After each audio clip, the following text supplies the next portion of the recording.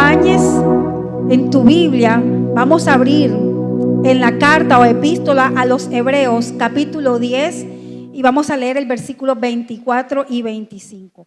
Hebreos, capítulo 10, versículos 24 y 25. Si ya estás allí, me puedes dar un fuerte amén. Si ya lo encontraste. Ok, vamos a leer. Dice la palabra: y considerémonos unos a otros para estimularnos en el amor y a las buenas obras. Dice, no dejando de congregarnos como algunos tienen por costumbre, sino exhortándonos, y tanto más cuando veis que aquel día se acerca. ¿Qué día se acerca, iglesia? A ver, ¿quién me puede decir qué día se acerca? La venida del Señor por su iglesia. Fíjate que aquí la palabra nos está exhortándonos y nos está diciendo de la importancia de congregarnos. Dice, y no dejando de hacerlo como ya algunos ya lo cogieron por costumbre. Si ese es tu caso, quédese calladito. Y dice, sino exhortándonos, y tanto más cuanto veis que aquel día se acerca. Yo creo que las señales cada día se están dando y son más claras y nos están mostrando que ese día está más cerca que nunca, que la venida del Señor está cerca, que pronto la trompeta va a sonar y, como dice la palabra, nosotros seremos levantados a recibir a nuestro amado en las nubes. ¿Cuántos pueden darle un aplauso al Señor por eso? Pero en esta mañana quiero iniciar con una pregunta que quizás muchos se hacen. Y bueno, ¿será realmente necesario que yo me congregue? Si el Señor está en todas partes. Yo puedo orar, yo puedo leer la Biblia, yo puedo adorar y buscar al Señor en mi casa. No necesito ir a una iglesia en particular. Yo escucho muy buenos predicadores por internet. O yo me conecto todos los domingos con la iglesia del pastor fulanito de tal. O algunos de pronto dicen, no, yo no necesito congregarme porque yo sé que así, congregándome en mi casa, leyendo la palabra en mi casa, soy hasta mejor cristiano que un poco que van a todos los servicios de la iglesia. Yo creo que de pronto algunos se habrán identificado con estas declaraciones. Y es muy común que hoy en día escuchemos frases como estas. Y algunos piensan esto porque quizás tuvieron una mala experiencia en una iglesia o con un líder o con un hermano. Llámese como se llame. Otros lo hacen por facilidad o lo hacen por la comodidad, o no sé, llámese pereza, como quieran. O en algunos de los casos también lo hacen por prejuicio, como que no, yo la verdad me gustaría, pero no puedo, no me atrevo, me da pena. ¿Qué va a decir mi familia? Se van a levantar contra mí. ¿Qué van a decir mis vecinos? ¿Qué van a decir mis compañeros de trabajo? Que ya ahora soy un aleluya, me la van a montar, se van a burlar de mí. Y podemos ver infinidades de excusas que las personas presentan para no congregarse en un lugar. Y de pronto muchos dirán, pero ¿qué de importante es ir a una iglesia si Dios está en todas partes? Y a mí me han enseñado que Dios habita dentro de mí. Por eso no necesito ir a ningún lugar. Pero déjame decirte que la palabra del Señor nos enseña algo muy diferente. Y es que Dios no nos salva para que vivamos aislados. Es que Dios no nos salva para que seamos independientes ni llaneros solitarios, sino para ser parte de una familia, para ser parte de un cuerpo, para ser parte de una comunidad en especial. Y te dirá, bueno, ¿y esa palabra iglesia de dónde salió? El mismo Señor. Y la Biblia habla específicamente acerca de ello. La palabra iglesia aparece 105 veces en el Nuevo Testamento.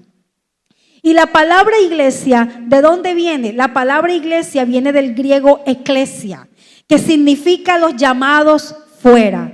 ¿Qué quiere decir esto? De que el Señor te llamó, te sacó del mundo y te ha traído hacia Él. Hemos sido llamados por Él, hemos sido sacados del mundo y hemos sido atraídos por el Señor. La iglesia es la comunidad universal de todos los creyentes en Cristo. La iglesia no es un edificio, la iglesia no son estas 4 paredes, porque mira, el día que el Señor venga por nosotros, ya esto no va a tener ningún sentido. Amén. La iglesia es el pueblo de Dios llamado y escogido por Él mismo para salir del mundo y reunirse en torno a Él. ¿Cuántos dicen amén? La primera vez que se menciona la palabra iglesia lo encontramos en el Nuevo Testamento. Y nada más y nada menos que por la boca del mismo Jesús. Vayamos a Mateo capítulo 16, versículo 18. Mateo 16, 18. Rápidamente, y mira lo que dice la palabra. Mateo 16, 18. Dice, y yo también te digo que tú eres Pedro, y sobre esta roca edificaré mi iglesia, y las puertas del Hades no prevalecerán contra ella.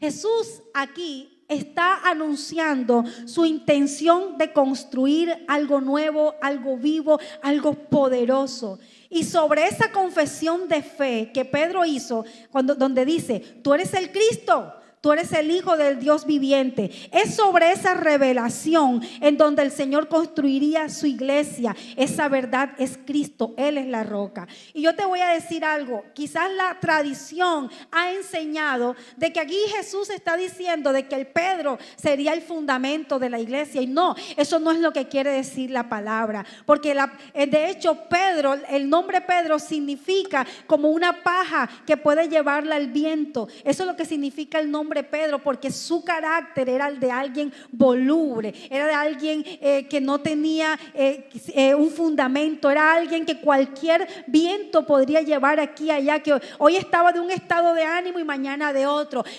Por eso el Señor aún hasta le cambia el nombre a Simón, y se lo cambia por Pedro, que significa roca pequeña. Pero cuando Pedro le dice al Señor, Señor, tú eres el Cristo, el Hijo del Dios viviente, el Señor le dice, sí, sabes Pedro, sobre esta roca, sobre esta verdad que tú acabas de confesar, yo voy a edificar mi iglesia, porque la roca es Cristo, y Cristo es el que sostiene, y sobre Cristo está edificada y fundamentada la iglesia del Señor. Tú y yo, iglesia, estamos sostenidos, y nuestro fundamento es el Señor. Entonces, la iglesia fue fundada por el mismo Jesucristo. Pero aún allí, en ese texto que acabamos de leer, en Mateo 16, Jesús apenas está hablando de su intención de levantar una comunidad, de levantar un cuerpo, de levantar una iglesia. Pero era hasta ese momento una promesa. Pero realmente la iglesia nace en Hechos capítulo 2, el día de Pentecostés. Antes de Jesús volver al cielo, le dice a sus discípulos, yo no quiero que se muevan a ningún lugar. Ustedes se van a quedar allí en Jerusalén reunidos y van a esperar el día, la llegada del Espíritu Santo, para que venga sobre ustedes y derrame su poder y su unción. Y entonces vayan y prediquen la palabra y hagan muchos discípulos. El Señor lo dijo en estas palabras. Y el día de Pentecostés dice que todos estaban reunidos. ¿Dónde estaban? Reunidos. Estaban en un lugar, no estaba cada quien independiente en su casa, no, estaban todos unánimes, juntos, dice la Biblia. Vaya y léalo en su casa, en Hechos capítulo 2. ¿Y qué me muestra esto? Que para Dios es importante que nos reunamos en comunidad, que para Dios es importante que su pueblo se reúna como uno solo. No es idea del hombre, no es un invento de un pastor, fue idea del mismo Señor. Amén. ¿Cuántos alaban a Dios por eso?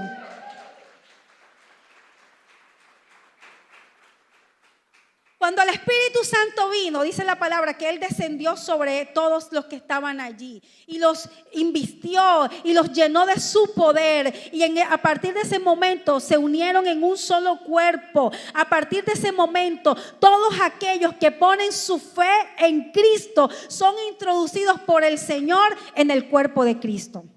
¿Cuántos aquí aman al Señor? ¿Cuántos aquí le han entregado su corazón a Jesús? Entonces quiero decirte que tú eres su iglesia y tú eres el cuerpo del Señor.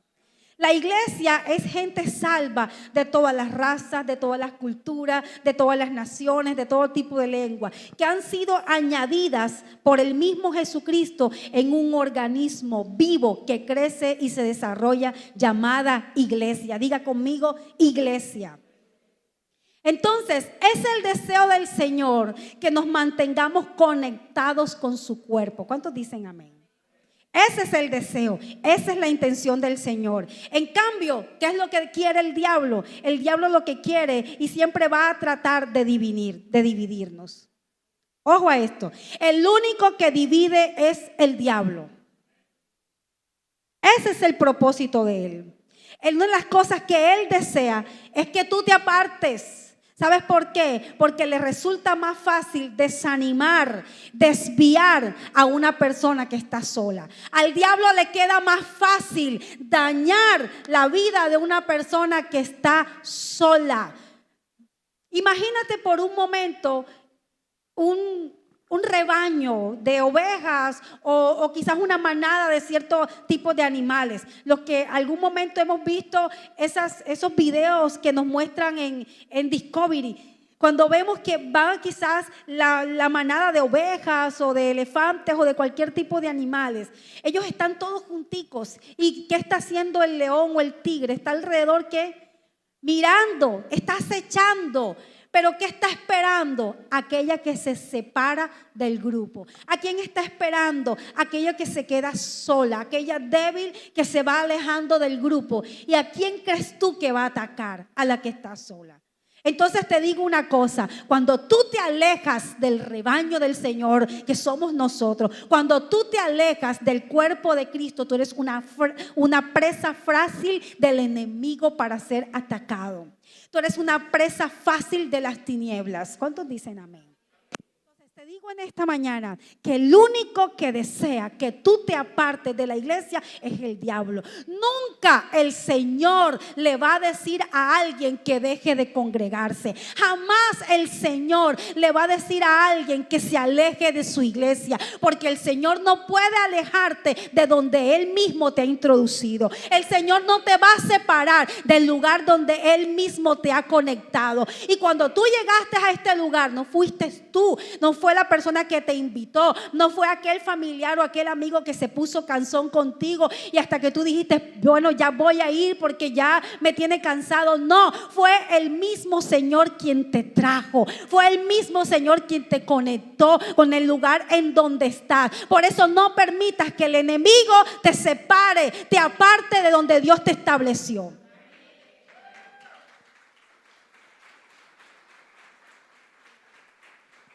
Si hay algo que es más atacado en este tiempo, se llama la iglesia. Difamada como nunca antes.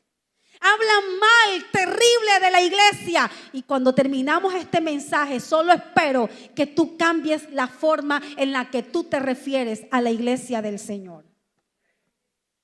La iglesia es fortalecida por el mismo Espíritu Santo.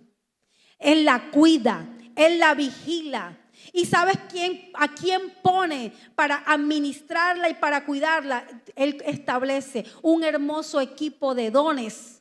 La palabra dones significa ¿qué? Significa regalo. Él entrega un equipo de dones, de regalos para cuidar, para vigilar a su iglesia. ¿Y sabes quiénes son esos? Vaya conmigo a Efesios, capítulo 4. Y vamos a leer del versículo 11 al 13. Efesios 4 del 11 al 13. Mira lo que dice la palabra. Y Él mismo, ¿quién? Jesús. Dice, y Él mismo constituyó a unos apóstoles, a otros profetas, a otros evangelistas, a otros pastores y a otros maestros. ¿Quién fue el que constituyó a estos 5 dones o regalos? El mismo Señor Jesús. Esto no fue invento de hombre, está allí en la palabra. El apostolado fue establecido por el Señor. El profeta también es un don, es un llamado de Dios. El pastor, el evangelista, el maestro. ¿Con qué propósito? El versículo 12 lo dice: a fin de perfeccionar a los santos. ¿Dónde están los santos aquí en esta mañana? ¿Dónde están los santos que no los escucho? ¿Sabes? El Señor ha puesto dentro de su iglesia pastores, ha puesto evangelistas, ha puesto maestros, ha puesto profetas, ha puesto apóstoles para poder ser edificados, ministrados, para que seamos fortalecidos, formados. Y dice el versículo 13, hasta que lleguemos a la unidad de la fe. ¿Qué es lo que quiere el Señor? Unidad. ¿Qué es lo que quiere el Señor? Unidad. También para el conocimiento del Hijo de Dios, a un varón perfecto, a la medida de la estatura de la plenitud de Cristo. O sea que dentro de su iglesia el Señor estableció 5 dones para poder ministrar y edificar a su iglesia. O sea, el apostolado, el pastorado, el ser un evangelista, un maestro, un profeta, son llamados por el mismo Señor, no son puestos por el hombre. Y de pronto usted me dirá: pastor, ¿y cómo yo sé si esa persona, ese don, ese ministerio que alguien tiene ha sido llamado por el mismo Dios? Fácil, usted tiene que mirar el fruto de vida de esa persona. Lo único que te puede comprobar que alguien realmente ha sido llamado por el Señor es el fruto. Cuando usted ve el fruto en esa persona, usted puede decir: verdaderamente ha sido llamado por el Señor. Ojo, y cuando yo estoy hablando del fruto, no estoy hablando solamente de la habilidad para predicar, no estoy solamente hablando de su expresión corporal, de lo muy bonito que habla. Estoy hablando de su carácter, de su estilo de vida, de cómo es en su casa, de cómo se comporta con su esposa, con sus hijos, de cómo se comporta cuando no está en estas 4 paredes, cuando está en un banco, cuando está en un centro comercial, en la calle. Cuando tú ves ese fruto, tú puedes decir: verdaderamente esta persona ha sido llamada por Dios. ¿Cuántos pueden darle un aplauso al Señor?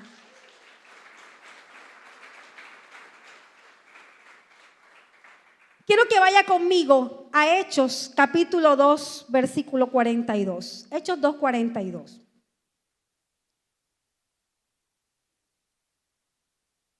Miren lo que dice la palabra: y perseveraban en la doctrina de los apóstoles, en la comunión unos con otros, y en el partimiento del pan y en las oraciones. Y en este pasaje vemos que la palabra nos hace un énfasis en 2 cosas en las que tenemos que perseverar: en la doctrina y en ¿qué? Y en la comunión. En la doctrina y en la comunión. Yo quiero que usted repita conmigo: en la doctrina y en la comunión. En esas 2 cosas es la que el Señor quiere que nosotros perseveremos. La doctrina, que es la instrucción, la enseñanza de la palabra. Y la comunión es eso, el mantenerse unidos al cuerpo de Cristo. Y ahí está insistiendo una vez más en lo importante que es, iglesia, congregarse. Hoy vemos a muchos cristianos solos. Hoy vemos a muchos cristianos independientes. Hoy vemos a muchos cristianos que se creen llaneros solitarios. Yo te digo, el único independiente es el diablo.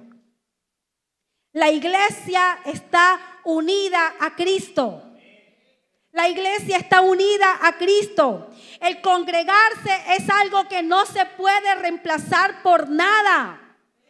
Ni un programa de televisión, ni un programa por internet, ni un podcast, nada de eso puede reemplazar el congregarse. Nada de eso puede reemplazar a tu iglesia. No te dejes engañar. Yo no estoy diciendo que esté malo que tú escuches una enseñanza, un podcast de alguien, que tú escuches quizás un servicio o una enseñanza que algún hombre de Dios esté dando por internet. No estoy diciendo que sea malo, siempre y cuando usted sepa de quién está recibiendo. Lo malo está cuando tú pretendes reemplazar esto que estamos haciendo aquí en esta mañana por quedarte en la casa congregándote virtualmente con la iglesia tal o con el pastor tal.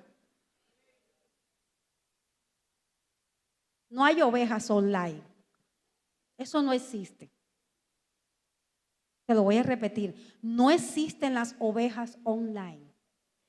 Amén. Gloria a Dios. Entonces, iglesia, la iglesia no es un invento del hombre. La iglesia no la inventó el hombre como muchos hoy quieren hacer creer que fue invento de un pastor, de los pastores, porque les encanta ver la gente allí sentada, qué linda. No, no fue un invento del hombre. La iglesia fue idea del Señor. La iglesia nació en el corazón de Dios. Pero ¿qué quiere o qué es o qué representa la iglesia para el Señor? ¿O qué es la iglesia para nosotros? Número uno, la iglesia es el cuerpo de Cristo. Eso es lo primero que usted tiene que saber. ¿Qué es la iglesia? La iglesia es el cuerpo de Cristo. Yo quiero que digas conmigo, yo soy el cuerpo de Cristo. Vaya conmigo a Efesios capítulo 1, versículos 22 y 23.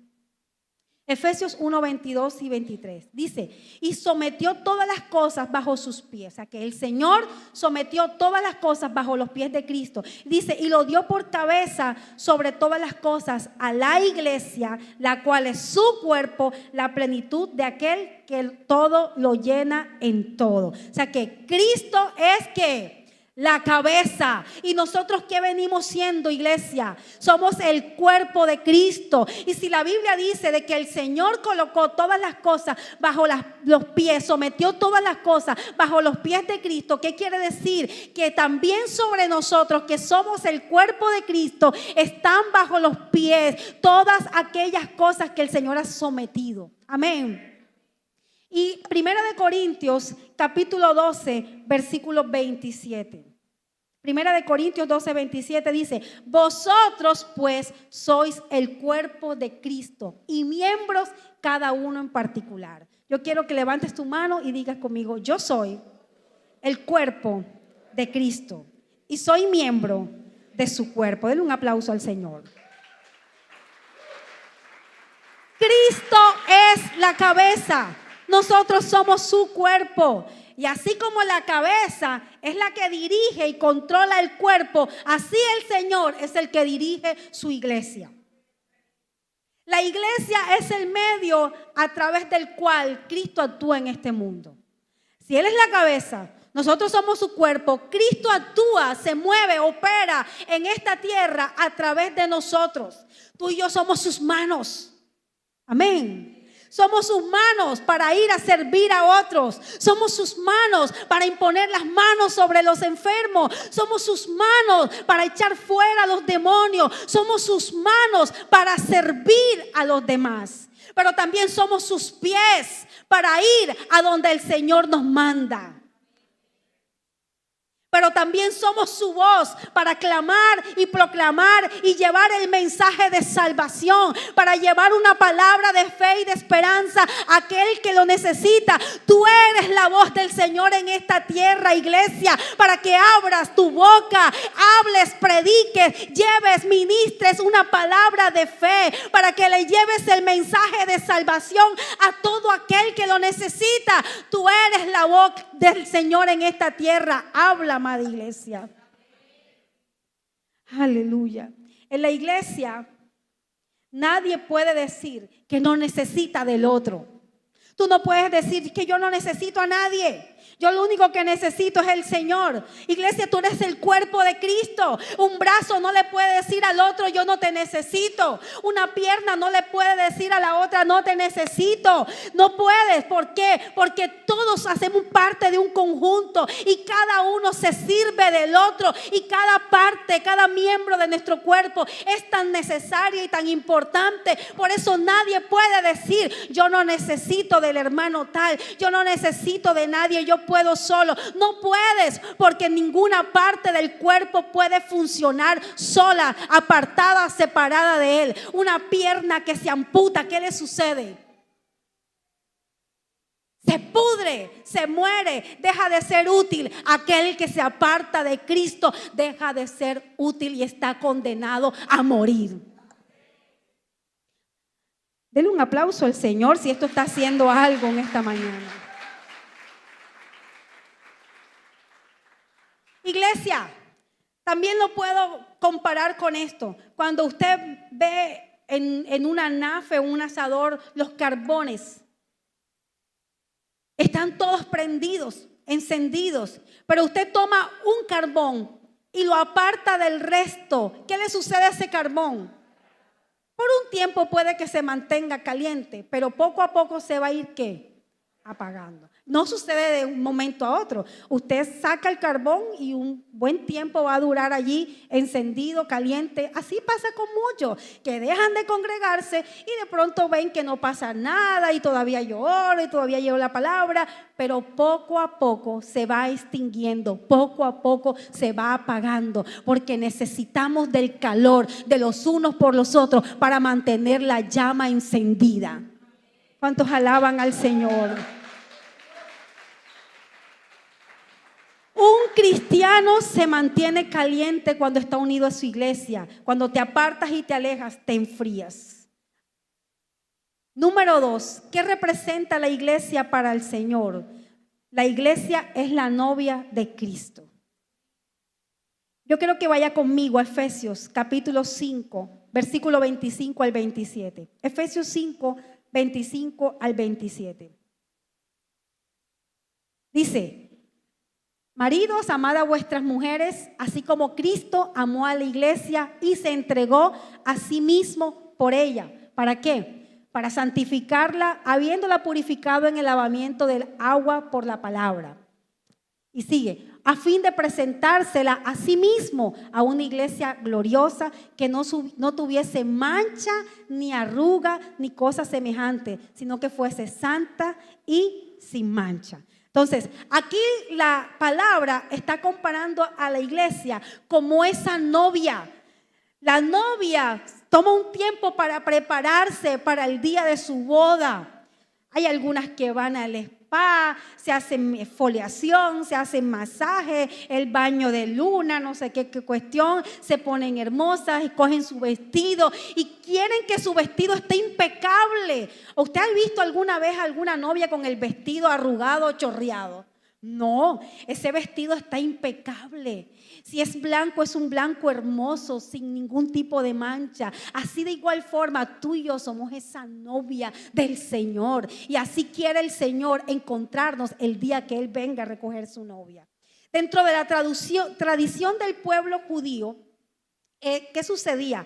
El novio o el hombre que pretendía a una mujer iba hasta la casa del papá, pedía la mano, listo, ahí se concretaba el compromiso, daba una dote por ella, pero nuevamente se regresaba a su casa. Y eso es lo que llamaban estar desposado. ¿Te acuerdas el pasaje de María y José? Dice que María estaba desposada con José, pero todavía no se habían ido a vivir juntos, no habían consumado el matrimonio. Ella todavía era la novia y algunos le llamaban esposo o esposa, pero él estaba en su casa. Él se iba. ¿Y a qué se iba? A preparar el lugar para la novia, a preparar la casa, a comprar el juego de alcoba, a comprar la nevera, a comprar la lavadora, a conseguir todo para el día que ya puedan estar con su amada. Entonces, cuando ya venía el día del matrimonio, él llegaba por su novia, celebraban su ceremonia, su fiesta y se llevaba a su novia a vivir con ella.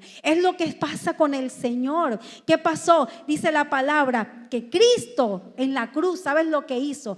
Él pagó el dote por ti y por mí. Él pagó con su sangre por su iglesia. Él compró con su sangre a su iglesia. Y sabes una cosa, el novio que es Cristo se ha ido, está en el cielo y su novia está aquí en la tierra. Y el novio, dice la palabra, Jesús le dijo a sus discípulos: yo me voy, pero voy a preparar morada para ustedes. O sea que el novio está en el cielo preparando la casa, preparando la morada para luego venir por su novia. Pero mientras tanto, ¿qué está haciendo la novia? La novia se está preparando para que el día que suene la trompeta, cuando se digan llegó el novio, la novia esté lista, preparada para encontrarse con su amado.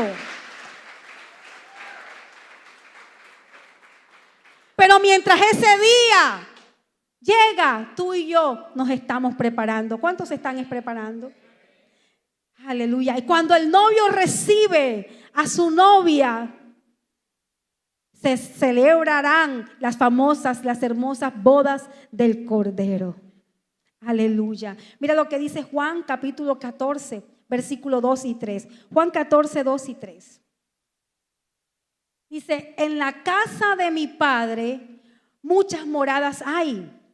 Si así no fuera, yo os lo hubiera dicho. Voy pues a preparar lugar para vosotros. Y si me fuere y os preparare lugar, vendré otra vez y os tomaré a mí mismo, para que donde yo esté, vosotros también estéis. Amén.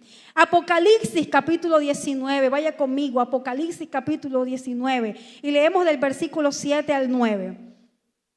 Dice, gocémonos, alegrémonos, démosle gloria, porque han llegado las bodas del Cordero y su esposa se ha preparado, y a ella se le ha concedido que se vista de lino fino, limpio y resplandeciente, porque el lino fino es las acciones justas de los santos. O sea que la novia se prepara con vestidos limpios, puros, resplandecientes, para recibir a ese Rey de Gloria. Amén. Cuando tú y yo nos congregamos en este lugar, no solo venimos a estas cuatro paredes. Iglesia, ten en cuenta que cada vez que venimos los domingos, cada vez que nos vemos aquí los miércoles, esto es un ensayo de lo que pronto está por ocurrir. Esto es un ensayo de esa gran boda celestial que tendremos con el Cordero. La iglesia se está preparando. Cada vez que venimos los domingos, estamos haciendo un ensayo para el día en que estemos delante del novio celebrando las bodas del Cordero.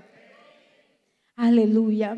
Cada vez que estamos aquí, iglesia, esto es lo que estamos haciendo. Estamos preparándonos. Entonces, yo no puedo decir, yo no voy a la iglesia porque yo no gusto de fulano. Yo no puedo decir, yo no voy a la iglesia porque esa persona me miró horrible, porque esa persona habló mal de mí. No puedes decir eso, porque ¿cómo vas a hacer en el cielo entonces?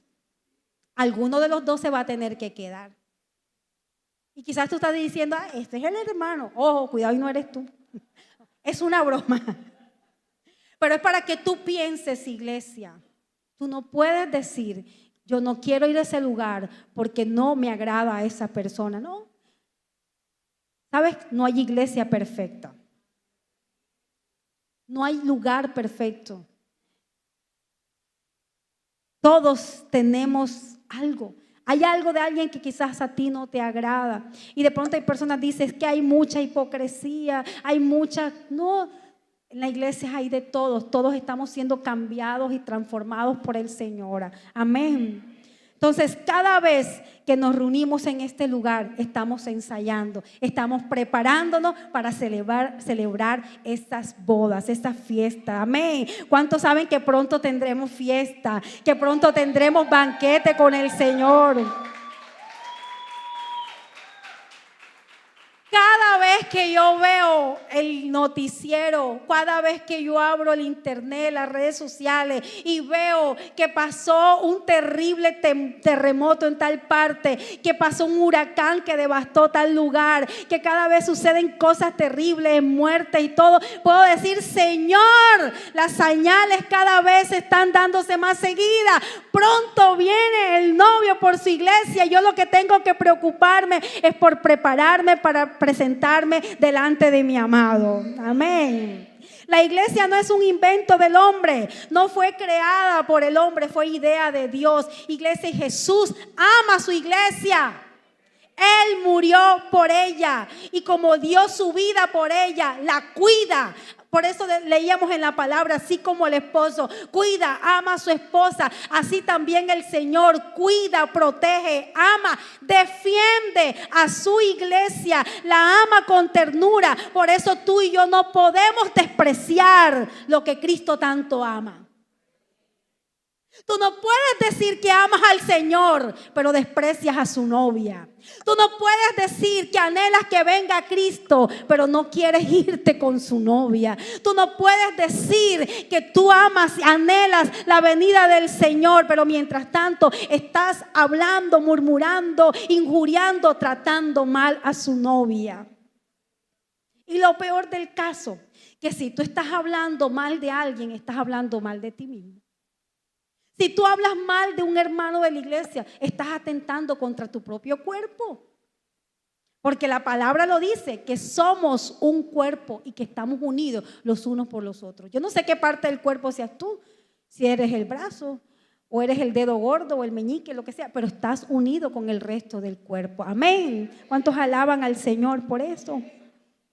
Entonces, recuerda, iglesia, que tú eres parte de la novia que Él viene a buscar. Entonces, la palabra dice, las puertas del Hades y del infierno no prevalecerán contra ella, aunque la han difamado, aunque se ha dicho lo que sea. Sí, a la iglesia ha pasado por muchas cosas, la iglesia ha pasado momentos turbulentos, sí ha habido quizás mal testimonio, sí han habido escándalos, todas esas cosas han sucedido. Pero date cuenta que la iglesia del Señor no se ha acabado. ¿Sabes por qué? Porque hay una promesa que dice que las puertas del Hades y del infierno no prevalecerán contra la iglesia del Señor. Porque lo que Dios edificó, porque lo que el Señor estableció se mantiene, y ni el diablo ni el hombre, nada ni nadie puede destruir, puede derribar lo que el mismo Señor ha construido.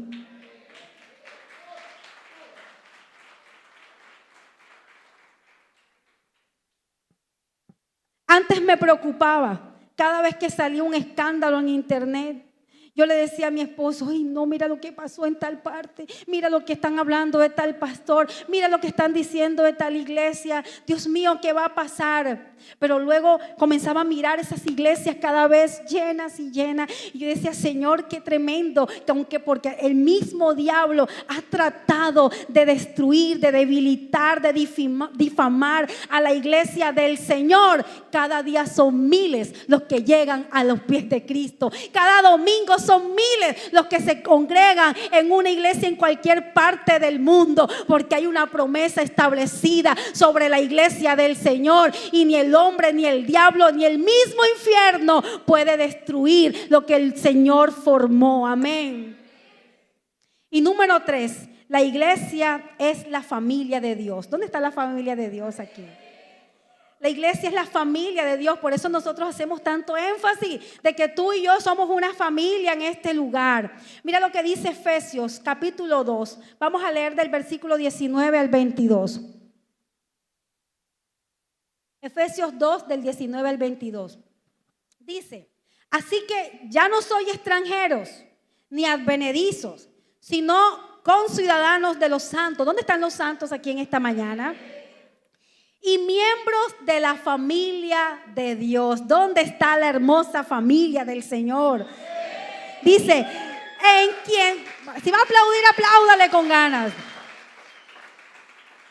Dice, en quien también vosotros sois juntamente edificados para morada de Dios en el Espíritu. O sea que la iglesia es la familia de Dios y es la morada ¿de quién? Del Espíritu Santo. Dime, iglesia, si esto no es hermoso. Dime si esto no es maravilloso. El yo saber que he sido introducida dentro de la familia del Señor y que la gloriosa presencia del Espíritu Santo habita dentro de mí. Cuando aceptamos a Cristo como Señor y Salvador, cuando lo recibimos en nuestra vida, dice la palabra que somos hechos hijos de Dios. Lo dice Juan capítulo 1, versículo 12. Dice, mas a todos los que le recibieron, a los que creen en su nombre, les dio la potestad de ser hechos hijos de Dios. ¿Dónde están los hijos de Dios en esta mañana? ¿Y el hijo dónde está ubicado? Los hijos ¿dónde están ubicados? En una familia. Entonces tenemos un padre bueno, un padre amoroso que nos ha introducido dentro de su familia, la familia del Señor. Todos nosotros, tú y yo somos sus hijos. Él es nuestro papá y hacemos parte de su familia. Aleluya. Entonces el Señor nos da hermanos. Yo quiero que mires al que está a tu lado y dile, tú eres mi hermano. Vamos, díselo. Tú eres mi hermano. Ahora te vas a voltear con el que tienes atrás. Se lo vas a decir. Vamos, díselo. Tú eres mi hermano.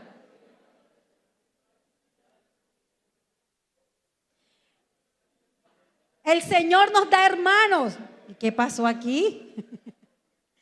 El Señor nos da hermanos, el Señor nos ha dado una familia y en la familia aprendemos, en la familia lloramos, en la familia a veces tenemos problemas, diferencias y peleamos, ¿sí o no? Levante la mano aquí la familia que nunca pelea, que nunca discute, que siempre están de acuerdo en todo. Levante la mano ahí en su casa los que siempre están de acuerdo en todo. A ver. ¿No? Entonces, ¿por qué pretendes que en la iglesia todo el mundo esté de acuerdo con lo que tú piensas? Oh, se lo voy a repetir porque no sé como que dio en el lugar. ¿Por qué pretendes que todo el mundo esté de acuerdo con lo que tú piensas? Me voy porque ya estoy cansado, yo he dado tantas ideas y nunca me tienen en cuenta. 100, 115, 120 personas, imagínate, para darle gusto a todos. No, papá, no se puede. Para eso el Señor en la iglesia establece una cabeza.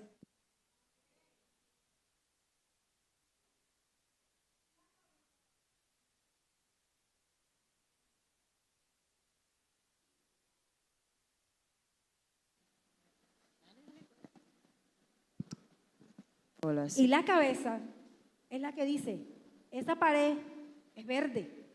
Pero usted dice, pero es que no me parece que sea verde, debe ser Entonces, azul, es más Andrés, lindo. ¿verdad? Contrasta, Andrés. es verde. Porque resulta que la que está al lado dice, no, me parece que es amarillo. Y el otro que está allá, no, debe ser blanco, porque eso, lo celestial. No, ni verde ni amarillo, es negro.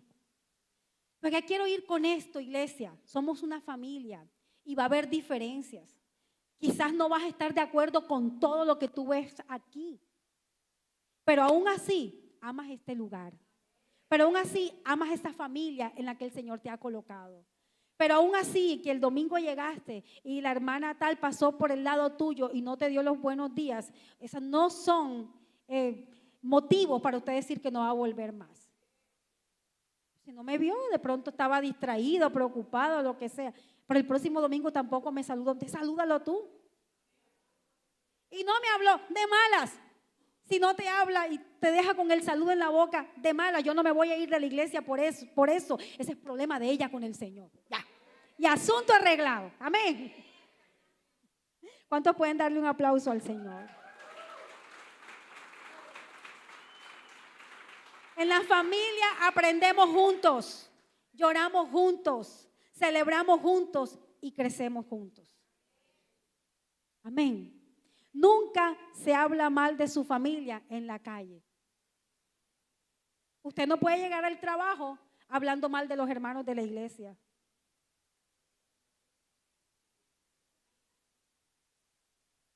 Usted no puede llegar a la universidad hablando mal de los hermanos de la iglesia. Así sean cristianos de otra iglesia. Eso no le interesa. A donde usted vaya, tu familia puede ser un disparate en tu casa, pero para ti es la mejor, ¿sí o no? ¿Y por qué no puedes pensar también lo mismo de la iglesia donde el Señor te ha puesto?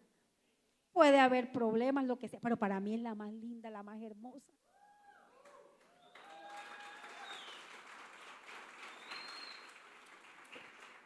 Anoche hablaba con alguien, con una joven, estábamos tomando un café, hablamos de diferentes cosas y de pronto quiero tocar algo y yo le decía, ¿sabes?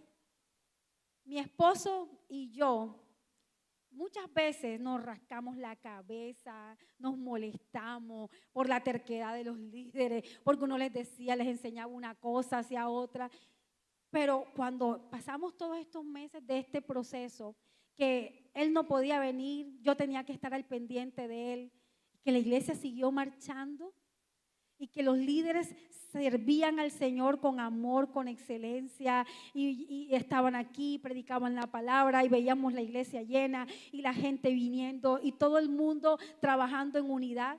Muchas veces allí en el cuarto de la clínica hablábamos y decíamos, qué bonito es ver cómo todos están sirviendo al Señor. Y mi esposo me decía, estoy muy contento con la iglesia donde el Señor me colocó a pastorear. Estoy contento porque estoy viendo el fruto del esfuerzo, del trabajo que hemos hecho durante todos estos años. Y cada vez que ustedes mandaban una fruta, unas verduras o lo llamaban, le dejaban un mensaje, él siempre decía, estoy agradecido. Definitivamente el Señor nos ha entregado la mejor iglesia. Y yo te puedo decir en esta mañana, si hay alguien que se fue a la presencia del Señor, es nuestro pastor Juan Carlos, feliz y contento. Y estoy seguro que le dijo al Señor, Señor, vengo contento por la iglesia que me permitiste pastorear durante todos estos años. ¿Sabes por qué, iglesia? Porque somos una familia.